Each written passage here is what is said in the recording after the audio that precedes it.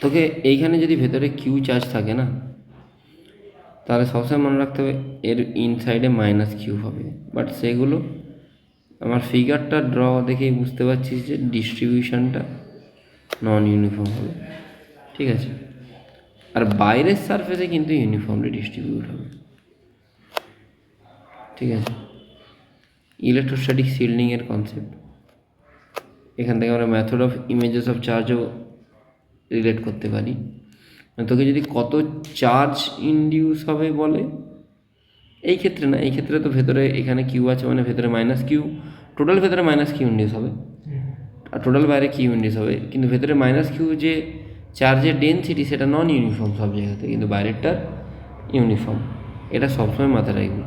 Total charge minus Q will be induce on the inner surface of the cell which will be distributed non uniformly in the inner surface. Outer সার্ফেসে কিন্তু Q আর uniformly outer সার্ফেসে। Potential at P does not depend on the value of X. আচ্ছা, পিতে যে পোটেন্সিয়ালটা সেটা এক্সের ভ্যালুর উপর ডিপেন্ড করবে না। আচ্ছা দেখছি,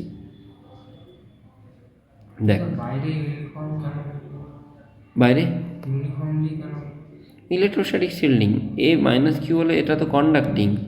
কন্ডাক্টিং মানে তুই যখনই চার্জ দিবি কোনো একটা জায়গায় বেশি চার্জ হবে, তারা তো চারদিকে ইউনিফর্মলি, তারা তো চাইবে ছড়িয়ে ছিটিয়ে থাকতে, ঠিক আছে। Potential at P doesn't depend on the value of x. হ্যাঁ, এইখানে যেটা পোটেন্সিয়াল সেটা কত হয়ে যাবে না, এর শুধু এইটার জন্যে, কেন কি এর যা এফেক্ট আর ভেতরের যা এফেক্ট, এদের দুজনের এফেক্ট কী হবে, দুজনকে নালিফাই করে দেবে, ঠিক আছে। তাহলে পোটেন্সিয়াল কার জন্য হবে, শুধুমাত্র কিউর জন্য, কে কিউ বাই কত হয়ে যাবে, আর হয়ে যাবে। তো এটাও ঠিক আছে, এটাও ঠিক আছে, তিনটে ঠিক আছে।